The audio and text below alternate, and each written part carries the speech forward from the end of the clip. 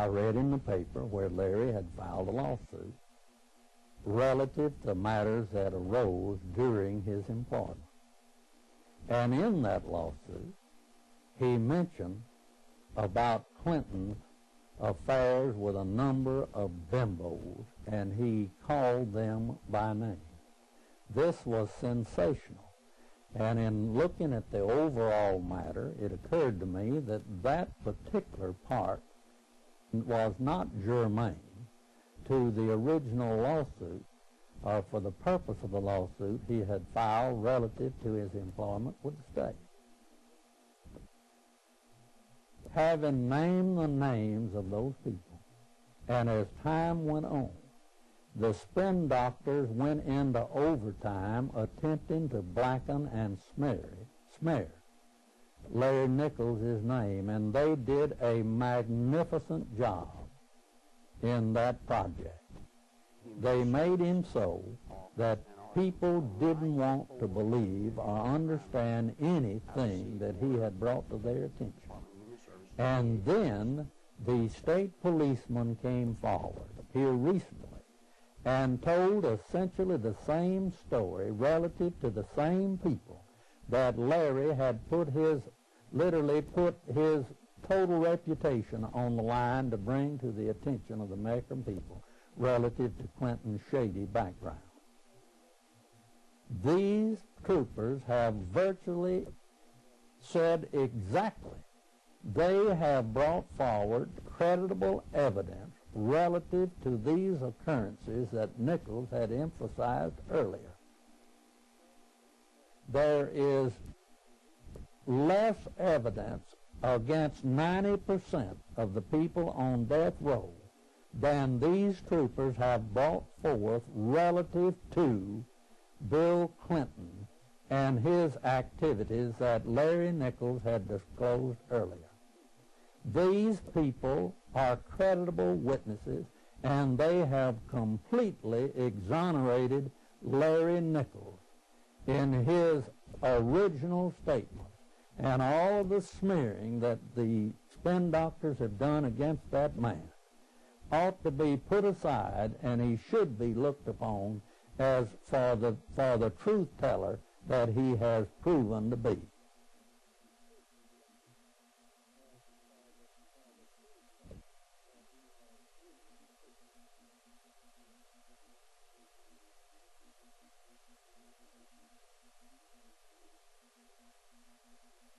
Hello, my name's Larry Nichols.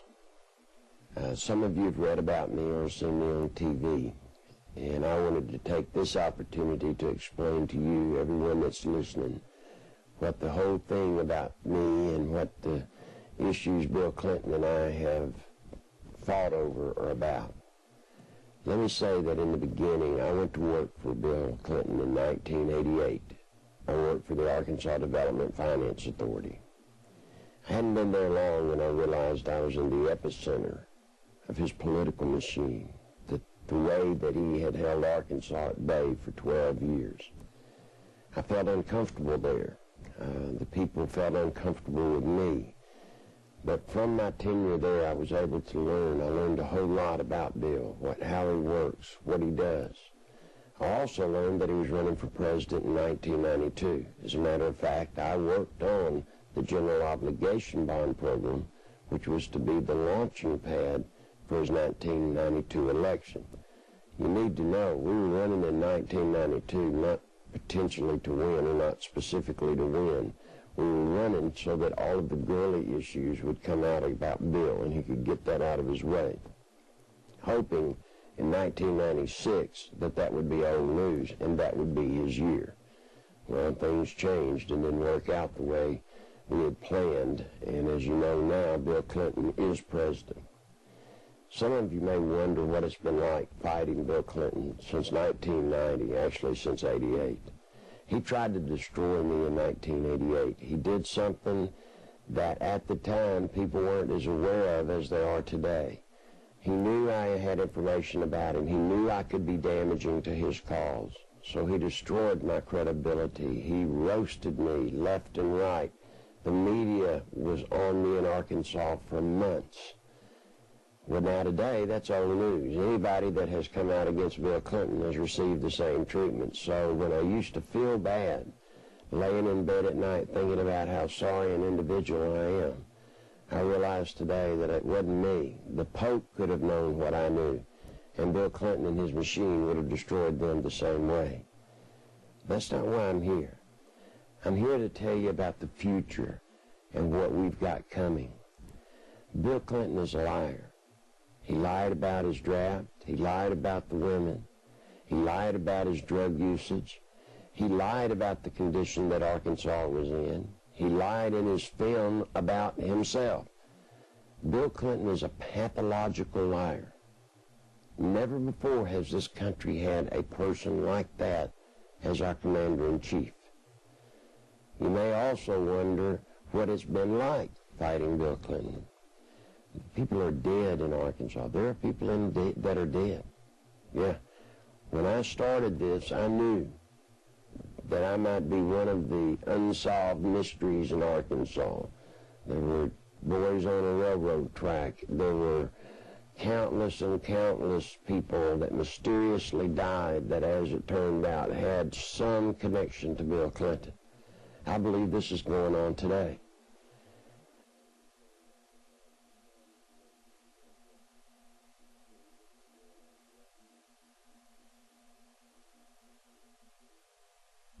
I would like an answer from Bill Clinton as to why the main conspirators, as far as I'm concerned, in the murder of my son and the cover-up of the murder of my son have been elevated in status by creating cushy jobs for them on the state level.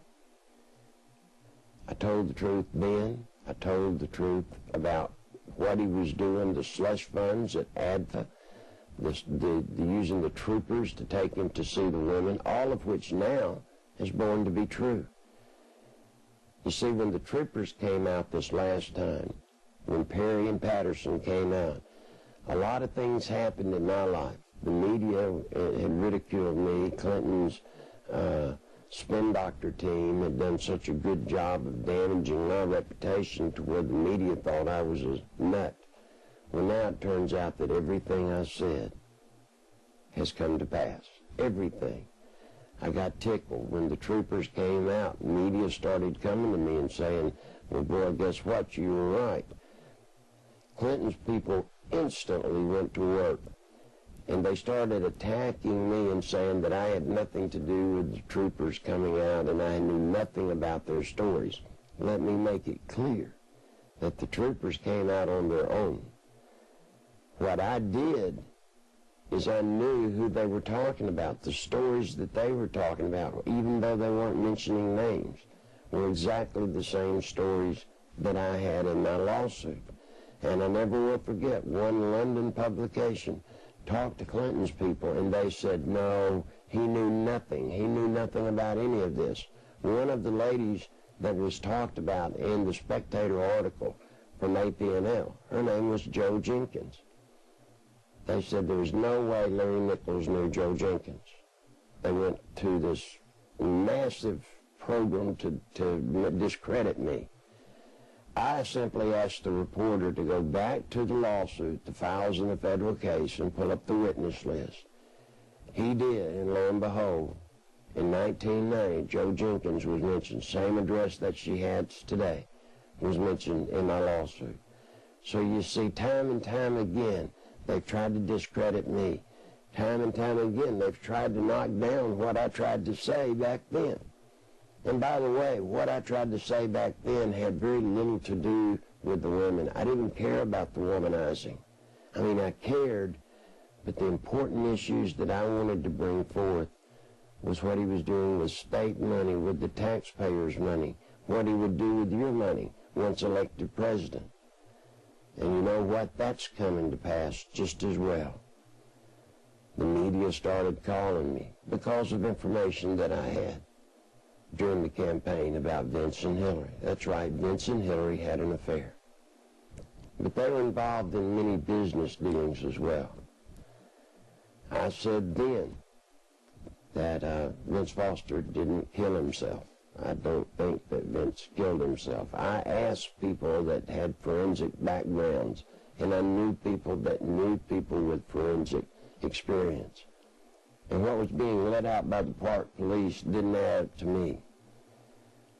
Over a month ago, I told a national television network reporter, senior reporter, that soon it would come out that the Vince Foster death was not a suicide, and that none of the things they alleged or none of the things they said could be true.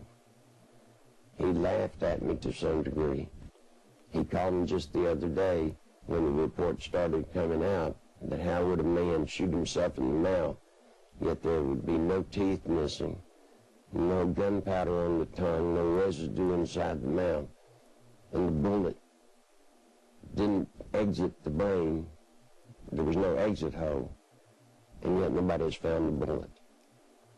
Now, another thing that'll drive you crazy over the Foster death is the day after he dies, a special team goes into his office. Now, that team consisted of Nussbaum, his chief legal counsel, his personal secretary, Hillary Clinton's personal secretary, Patsy Thomason. Those four people ransacked Vince Foster's office virtually the night he died. They said it was for national security, to inspect it for national security. Well, not any of those people would have that much interaction with national security. Let me tell you specifically why they were there. Nussbaum was there and his personal secretary to scour the office and to look for anything that he might have relative to Whitewater. Also, anything he might have relative to a bond stock deal that Hillary and Vince were involved in. You see, prior to the governor's meeting in Tulsa, where they announced that they were not going under their new health care to singularly attack the drug pharmaceutical companies, it had been released that the pharmaceutical companies were the primary target of Hillary's health plan. As you can imagine, stock prices plummeted. Well, soon after the Tulsa announcement that they were not going to target pharmaceuticals, stock prices started soaring back up. Well, guess who had made an investment into those pharmaceuticals at their ebb when they were selling at their lowest? Hillary Clinton. And it was a part of a consortium made up of her, Vince Foster, and a few others. Now, everybody says, well, don't worry, it's not that big a deal because she only made, I think the report said, $12,000. Well, that's what Hillary made. How much do you think the Stevenses made, or others? You see, that's insider trading, knowing that you have the White House that can manipulate a market and an industry and drive the prices down and then back off of that industry, which allows the prices to come back up. Look at who all made thousands and millions of dollars off that transaction. Well, I think it was because Vince knew about that and was a part of that, as he was a part of the Whitewater, as he was a part of Travelgate, as he had had a personal relationship with Hillary Clinton, that the team that went in makes sense. Nussbaum was there. His secretary was there to see if there was anything to do with Whitewater or the pharmaceutical stock sale or anything like that. Why on earth would Hillary's personal secretary be there? I mean, that makes no sense. What would she have to do with national security? She was there for one reason, and that was to check and see if there were any love notes or personal notes to Hillary from Vince. Patsy Thomason. Now, who is she? What was she there for? Patsy Thomason, you may not know, was a personal assistant to Dan Lester back in Arkansas before he went to jail for cocaine. He was a personal friend of Bill Clinton's. She also, after Clinton was elected president, took over for a while the Arkansas Democratic Party. She was there to back clean up and make sure all of the pieces were put together. After they raided Vince's office, then started the lies. And let me share with you just a second in Arkansas what's normal. If you came to Arkansas and you were looking for any candidate's financial records relative to his campaign contributions, you'd find them at the Secretary of State's office. If you come to Arkansas, as has most media nationally, and look for Bill Clinton's records from 80 to 85, or the period when McDougal was involved with him, they just don't exist. They have just disappeared. You see, in Arkansas, that happens all the time. Anything they don't want you to have, it just disappears. And that's why I can say to you today that the records that we need to get to the truth on Whitewater have disappeared. They're shredding them. As a matter of fact, over a month ago, I had planned, prior to Dad taking a turn for the worse in his illness, I had planned to file a writ of mandamus, asking the prosecutor, Mark Stodler, to look into conspiracy at the Rose Law Firm for destroying and shredding documents. Now, that was over a month ago that I had inside information that they were destroying documents and shredding papers relative to Whitewater. Guess what we found out just a day or two ago? They're shredding them today. The Washington Times did a piece, and they had inside people there at the firm. And they were destroying documents. You see, what they did then, they're doing today. Bill Clinton never changes. You say, well, golly, everybody knows now that he's shredding documents. So what? The way Bill Clinton looks at it is you can slap my hand and say I shouldn't have shredded documents. But that's quite a lot different than those documents being used and what's in them being shown to the world. About 2 weeks ago, more or less, there was a fire at the Worthing Bank building. And again, the Worthing Bank building owned by the Stevenses. And this fire was on the 14th floor, and supposedly it was started by a space heater. I want you to look at this footage and tell me if you think it was an accidental fire by a space heater. This is a CPA firm, and the documents that were in this office were important documents relative to Whitewater and to Madison. One of the aspects of the investigation of Madison and Whitewater that I think has been neglected has been the involvement of Judge David Hale. Judge David Hale was indicted for conspiring to defraud the government of the United States out of money. His fellow conspirators are the President of the United States and his wife. David Hale has absolute evidence that the President of the United States and his wife have committed a felony. He offered to give that evidence to the Justice Department through the Deputy District Attorney, a man by the name of Jackson. Jackson informed Hale that he was not interested in prosecuting anyone else, that he only had a few more years until his retirement, and that he wasn't going to do anything to rock the boat. Jackson himself verified that he had told Hale's attorney exactly what he had said, and there was no additional interest indicated in that offer. This, to me, is absolutely outrageous for an offer of that type to be made and no interest at all be indicated by the district attorney in this jurisdiction. You see, I believe Bill Clinton violated every law on earth in Whitewater. So did Hillary. And I think it's going to be proven. Now, it's not going to be proven through Fisk, the special counsel that they've appointed. This has been done in Arkansas so many times until I'm sick of it. It was done to me. Imagine this. I file a lawsuit against Bill Clinton. I'm in front of a good judge, a judge that's honest. Well, all of a sudden, my case is transferred to another judge, a Clinton-appointed judge.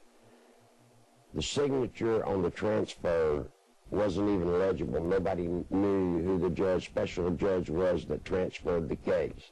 My case gets transferred to another judge, a Clinton-appointed judge.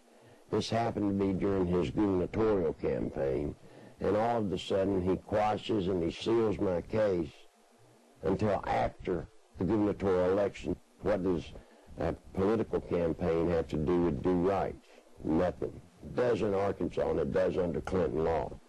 He loaded up the court. Now, so that you'll know how that came out, he then transferred, once the election was over with, my case was transferred to another judge, Judge Perry Whitmore, and his last act before he retired was to unseal my case, dismiss it on grounds of statute of limitations for slander was 1 year, and then seal it back up.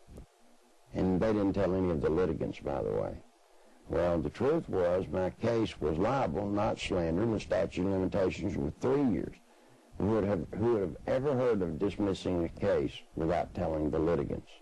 Here in Arkansas, that's normal practice, and it's going to be in Washington as well. You see, Bill Clinton has an evil society. It's a society built on incest. His lawyer friends, his legal buddies, they're all in positions, and they cover up everything. You see, it's the circle of power. And by the way, all during this time is when Fizz is doing his investigation into Clinton and Whitewater. It's a trumped-up deal. Do not believe anything coming out of the Justice Department or the special prosecutor or special counsel. It's a setup. And you say, well, tell me something about that. Well, let me give you a little insight. The day before Clinton announced that they were willing to use a special prosecutor, Janet Reno was on national TV saying she would not appoint a special counsel or a special prosecutor. She absolutely would not. The next morning, it comes out that the president wants them to. At 2 o'clock that afternoon, Janet Reno holds a press conference announcing that she is going to call for a special counsel or prosecutor. Wolf Blitzer, I believe is his name, was CNN, stood up and said, Miss Reno, aren't you getting tired of being told what to do by the White House? And she looked at the American people and at him, and she said, sir, I've had no communication with the White House at all about this matter. And it was left to die there. Now think about that. Are you telling me that the day before she said they would not call for one, the next morning Clinton says they will, and then miraculously at 2 o'clock she calls a special press conference and announces that they are going to comply and call a special prosecutor? They lie. They lie in front of the media every day, and no one challenges it. Now, let me say this. She may have been telling one of the infamous Clinton half-truths. She may not personally have dealt with the White House. Probably Webb Hubbell had been in close communication with the White House, and the deal was worked out. So you see, it's all a lie. It's not going to work. There's only one thing that works. There's only one thing that gets the truth out about Whitewater, and that is a special hearing by the Senate and by the Congress. And that's why I'm talking to you today. You see, there's a lot of things coming that you don't know about. Let me give you some of them. The Arkansas Development Finance Authority, the place I work, the story I tried to get out in 1990, will dwarf Whitewater as far as power brokering, sleaze, filthy operation. I can even prove today that the chairman of the board of ADFA during the presidential campaign went around and called on businesses that they had made loans to and squeezed, literally twisted their arm to get them to make $5,000 contributions to Bill Clinton's campaign for president. That's right. He used a state office and went out and squeezed people that had loans to make contributions. You'll soon see more stories about Parkometer. Parkometer. The first company, the first loan ever made at ADFA. Do you know who it was made to, other than Parkometer? Parkometer was owned by none other than Seth Ward, Webb Hubbell's father-in-law. Another interesting thing, the secretary-treasurer of that company was Webb Hubbell. Now, I say this is significant because, as you know, in our Whitewater story, we find out that Seth Ward is the man that McDougal went to when he could buy no more property. They go to Seth Ward, get him under a special arrangement to go out and acquire properties and to sell properties, and they tell him what kind of car to buy or drive. So you see, it's the same people doing the same things over and over and over. And I'll tell you something else that's coming out, and it's coming out hard, coming up fast, and that's MENA. Oh, yes. Since day one of the campaign, you've seen me on national TV not talk about MENA, and I'll not talk about it here, simply because it's a black hole. It's tough. But there is information coming out, new information coming out, that's going to open that whole window of sleaze up for the American people and Bill Clinton's potential exposure in it. Now, there's a lot of truth fixing to come out, a lot of truth coming out. He lied. Imagine this. He lied to those people at that church camp. He lied to them. Imagine this. He lied to the American people when he said he didn't smoke dope. Imagine this. When I held, you didn't even know about this. I'm going to show you something. I held a press conference back in 1990. When we talk about the circle of power being complete, let me show you what happens. I held a press conference in 1990 during the gubernatorial race between Sheffield Nelson and Bill Clinton. And I held it on the steps of the Arkansas Capitol. And there I mentioned the names of women. As a matter of fact, all the things you have today, most of them spawned from that very press conference. And every media in the state, every television station, newspaper, statewide newspaper, and statewide radio news organization were there with me. I read, issued copies of that press release to all.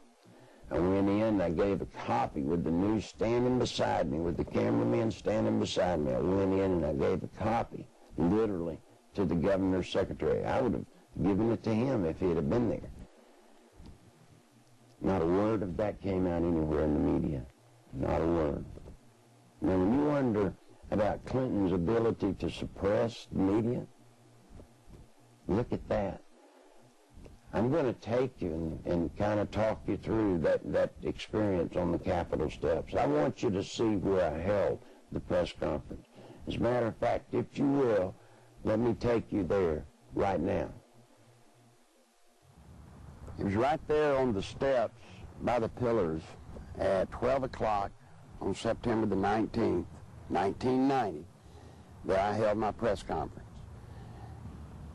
All on the steps, it was full of media, the TV, the three networks that are here, statewide radio network, all of the newspaper reporters in the area. Everyone was there. When I got through the press conference, I went through the center door, and I walked with the camera crews with me, and I walked all the way to the end to the governor's office. And I left the press release right on the governor's secretary's desk. And you see, it's important that I did that. I wanted to show the people of Arkansas that they didn't have to be afraid. Everybody's always afraid of this building. They're afraid of what goes on inside here. People of Arkansas paid and bought that building. I paid for part of that building. And I felt it appropriate, I felt it my duty to go in and let Mr. Clinton know that I was not saying anything behind his back, which he does quite often, but I chose not to do that. I felt like anything I had to say, I would say in the light of day, and I would give him first-hand knowledge of what I was doing. Now, the other day, I had an interview with some people, and they asked me some questions. I want to make that available to you today. Some of the people that are editing this piece, there's some things I said then, some questions they had. Let's take just a moment to look at some cuts from that. And Clinton plays rough. The attorney that I had who represented me on one of my suits was beaten and left for dead. They scared him so bad he wouldn't even talk to me after we found him. And without getting into gory details, both elbows were dislocated, both collarbones were broken, his spleen and his bladder were ruptured with holes the size of $50 in them. He had been beaten, his nose, his sinus cavities were all crushed. He had been beaten by Clinton's people.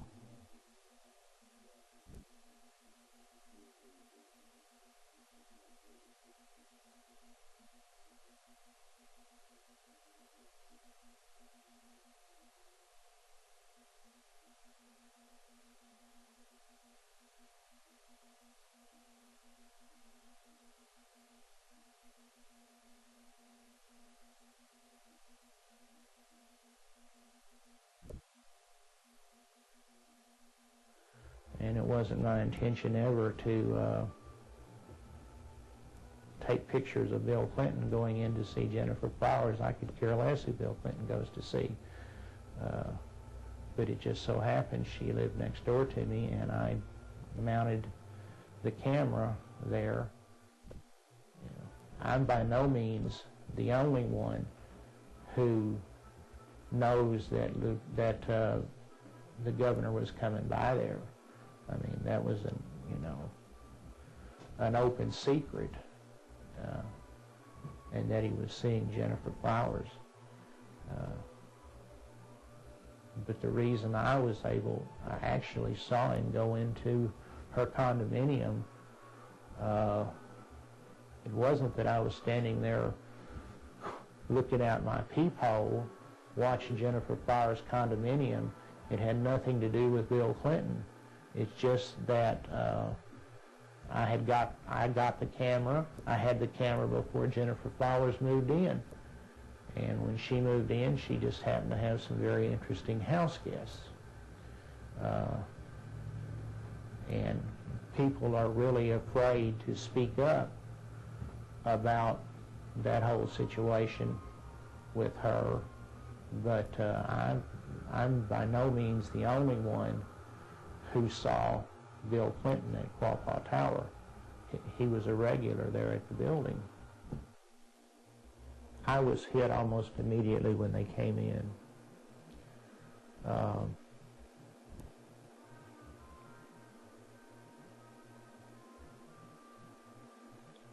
They looked like state troopers, I'll say that.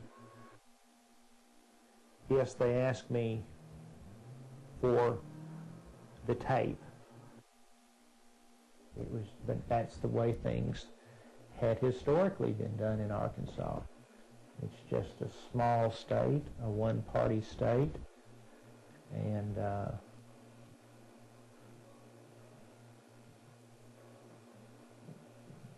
what tends to happen in small states like that, I think, is the longer the person remains governor, that I think the greater the abuses are.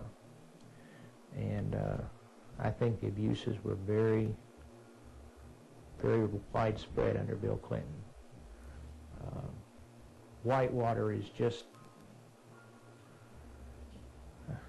as a scandal, when they start really digging, they're really going to come up with some things. Whitewater is just,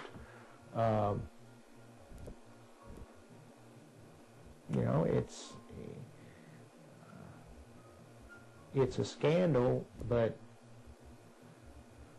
if they really looked into the way the state was run under Bill Clinton, they would be, people in other states would be just amazed. I had been Jennifer Flowers' neighbor. I knew that Bill Clinton wasn't telling the truth about that. Bill Clinton, I think, would do just about anything to save his political hide. I wasn't afraid of Bill Clinton. I'm still not, even with all that's happened.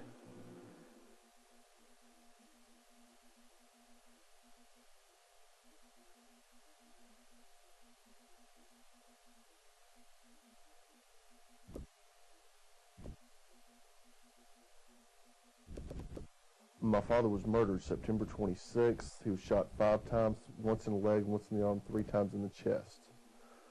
He was killed at Chenal Parkway and Highway 10, right on the Little Rock City limits. Someone pulled aside alongside of him and started shooting at him. My father had a file on Bill Clinton's infidelity and his affairs that ran from approximately 82, 83 to somewhere between till about 90 to 91. The file consisted of pictures, time, dates, places of where Bill Clinton was at, where Roger Clinton was at, the type of drug use that Bill Clinton and Roger Clinton were involved in. I actually saw several of the pictures. One was as they were exiting the Quapaw Quarter Apartments, Quapaw Towers. I was with my father when he took this particular picture. I was the only person that would ever go with him when he would do his private investigative work. And I remember 4 to 5 times that I was with him, and that's what he was keying on. I've been with him at the Quapaw Quarter several times, at several other apartment complexes, and all of them did involve Bill Clinton and or Roger Clinton. I saw Clinton with a lot of different women, a lot of different types, sizes, shapes, colors. I saw him with everything from Asian women to American women. Roger Clinton, Bill Clinton, and several of their other associates would use drugs, and it was just, I was just like, wow. It was more neat than anything else that, somebody that is this famous, this bigwig, can get away with this, and guys that make $18,000 a year can't get away with it. It just blew my mind. I believe my father was assassinated because he was the one link that could actually close everything and completely shut Clinton down.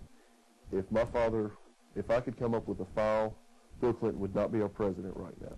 I feel that Bill Clinton had my father killed to save his political career. Well, I say to all of you watching this film or this tape, don't be afraid anymore. People are starting to tell the truth. And only the truth's going to set us free. Some of you right now work for him. Some of you work for the Rose Law Firm or other people. And you're being forced to do something like I was. That's wrong. Come out and tell the truth. We've got to stop this man. I have a child, a 13-year-old child. I'm sure you do, or grandchildren. We've got to leave them a nation similar to the one and better than the one left to us. And Bill Clinton's deceit and his obsession for power destroys that future. There will be other troopers come forth to back up the 2 that have come out. Yep, there'll be other troopers coming out. And there will be other stories that will make your hair stand up about the man that we have president, the man that is our president. And I know a lot of you say, well, he wouldn't be president if it wasn't for the media. Well, no, that's not totally true. This conspiracy about the media is not totally true. Bill Clinton is a master at establishing the rules of the game for the media. He who speaks last wins.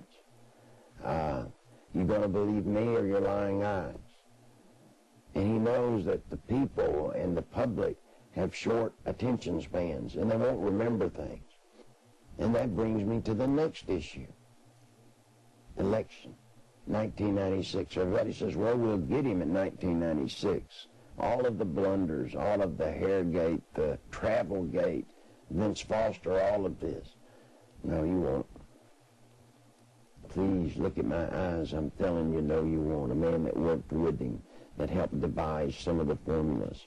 And all he's got to do is lie just long enough and tell you that he won't raise your taxes, lie long enough and discredit the opposition strong enough to confuse those people, and he wins. You'll notice Bill Clinton has not been fighting Ross Perot. Now, you would think now that he's president, he wouldn't want ugly Ross Perot's head to rise up again and be a problem to him. 3-person race, Clinton wins. So Clinton's doing everything he can to support United We Stand and try to get him to run again, because he knows that he'll win. You know, it's all loaded against us, people. It's loaded against us. There's only one thing we can do, affirmative, that we can do. I've done all I can do. I don't have the world's hundreds and thousands of cameras beating at my door. I don't have spin doctors. I don't have script writers. I got one camera. I've got one chance. I've got one chance on earth with one camera, without a script, to try to get you to hear my warning and to help. You're the people that can win this thing for us before the damage is done and we can't turn it around. Get hold of your congressmen. Get hold of your senators. Call for a special hearing. We're not asking for him to be hung. I'm not asking for him to be impeached. I'm not asking for anything other than a forum that gets the truth out. And if the truth clears his name, please let it clear it and stand behind him. But don't keep tarrying around. Don't keep waiting, because every day we wait, documents are being shredded. Every day we wait, people's lives are being threatened if they come out and tell the truth. And every day we wait, a little piece of our history and a little piece of our country is gone. I want you to remember Whitewater. I want you to remember Mena. I want you to remember the Arkansas Development Finance Authority. I want you to remember paper shredding at the Rose Law Firm, document shredding at the Rose Law Firm. I want you to remember Fisk is a front. It's an evil front designed to hide the truth. I want you to remember that there will be other troopers coming forward. I want you to remember that there will be more women coming out. I want you to remember all these things that I tell you today, because they're coming. And as each one of those come your way, as each one of those start getting into the national media, recognize when it's your turn. When it's your turn to stand up. Your turn to stand up may not be like mine. It may not be standing in front of a camera. It may not be working in a situation where I know some evidence that needs to be brought forth. All we got to do is get a congressional hearing and a Senate hearing. That's all we got to do. Call your congressman. Show this tape to people that can tell their congressman. Show this tape to your church. Come forward. This is our country. It's our turn to stand up.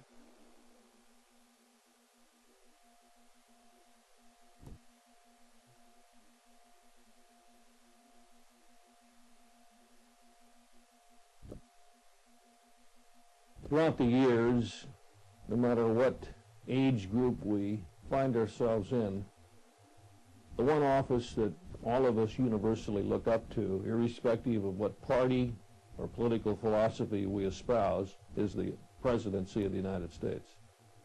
That person is the leader of all of us, and we hold the office up to respect, along with the spouse of the president, naturally so. And by and large, through most of the history of this country, we've been privileged to have an occupant of the White House of whom we can truly say represents the values on which a nation was founded, of which we can truly be proud. Since the election of Bill Clinton in 1992, we Americans, with sadness, have learned week after week to have different stories come out from around the country pointing up the reality that we have in the White House today, a draft-dodging womanizer who is a pathological liar. It's a very dangerous thing for America and a dangerous thing for the world. What respect can other people have for America with this man and his wife and the values they espouse occupying the White House? The actions of Bill Clinton as governor of Arkansas make each of us sad to believe that a chief executive could have pulled the stunts that he did in terms of his personal life, adultery, philanderings of a very significant and numerous nature, and aside from that, what appears to be a very significant conflict of interest on the part of the two of them, Bill and Hillary Clinton, as well as abuse of power of the chief executive of the office of governor. There's also some suggestions that since being elected as president, Bill Clinton has offered people a federal job if they are inclined not to tell the things they know about his background. The questions that arise out of the death of Mr. Foster just boggle us all in terms of what it means. What happened to the records that were found or were supposed to have been in Mr. Foster's office in the White House? What kind of nonsense is this? I can only, conclude that the responsible course for the House of Representatives to do is to introduce a resolution of impeachment against Bill Clinton and Janet Reno for high crimes and misdemeanors which they had committed in their performance so far in the office of presidency and the Attorney General's job in the President's cabinet. It is with sadness that I make this statement, because this action will introduce something that we Americans don't want to see in our political process. But we can't continue down the course of what we see unfolding before our eyes almost every week or almost every day. And the best thing for all of us is to get it out in the open and go forward and let the chips fall where they may. Under our Constitution, the House introduces a resolution of impeachment, and the U.S. Senate is a place where a trial takes place. And I think for the good of the country, for the good of the peace and tranquility of the Western world, this is the course that Congress should take.